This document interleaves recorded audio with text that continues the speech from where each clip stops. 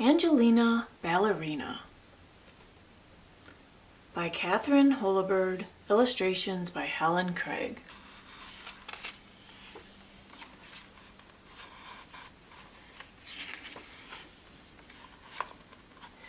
More than anything else in the world, Angelina loved to dance.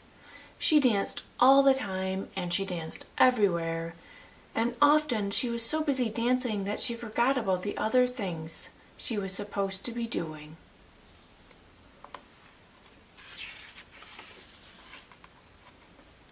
Angelina's mother was always calling to her, "Angelina, it's time to tidy up your room now," or "Please get ready for school now, Angelina."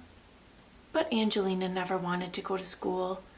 She never wanted to do anything but dance.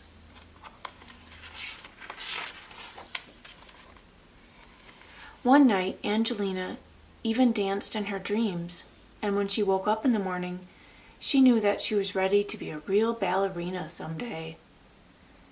When Mrs. Mouseling called Angelina for breakfast, Angelina was standing on her bed doing curtsies.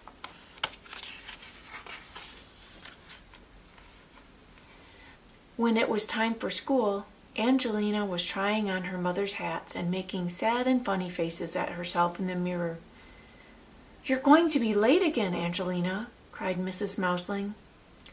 But Angelina did not care. She skipped over rocks and practiced high leaps over the flower beds until she landed right in old Mrs. Hodgepodge's pansies and got a terrible scolding. At playtime, she twirled and spun across the playground so fast that none of the little boys in her class could catch her, and they were all very cross. After school, she did a beautiful arabesque in the kitchen and knocked over a pitcher of milk and a plate of her mother's best cheddar cheese pies. "Oh, Angelina, your dancing is nothing but a nuisance," exclaimed her mother. She sent Angelina straight upstairs to her room and went to have a talk with Mr. Mouseling. Mrs. Mouseling shook her head and said, "I just don't know what to do about Angelina." Mr. Mouseling thought a while, and then he said, "I think I may have an idea." That same afternoon, Mr. and Mrs. Mouseling went out together before the shops closed. The next morning at breakfast, Angelina found a large box with her name on it. Inside the box was a pink ballet dress and a pair of pink ballet slippers. Angelina's father smiled at her kindly. "I think you are ready to take ballet lessons," he said.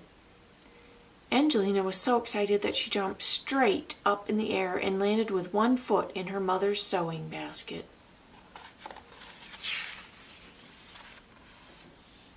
The very next day, Angelina took her pink slippers and ballet dress and went to her first lesson at Miss Lily's ballet school. There were 9 other girls in the class, and they all practiced curtsies and pliés and ran around the room together just like fairies. Then they skipped and twirled about until it was time to go home. "Congratulations, Angelina," said Miss Lily. "You are a good little dancer, and if you work hard, you may grow up to be a real ballerina one day."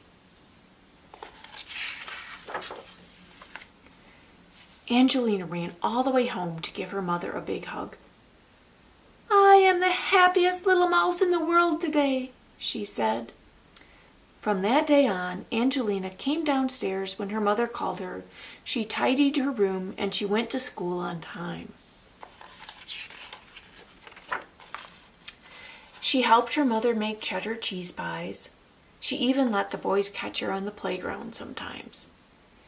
Angelina was so busy dancing at Miss Lily's that she didn't need to dance at supper time or bedtime or on the way to school anymore.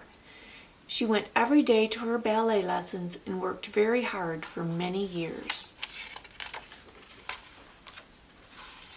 Until at last, she became the famous ballerina, Mademoiselle Angelina, and people came from far and wide to enjoy her lovely dancing.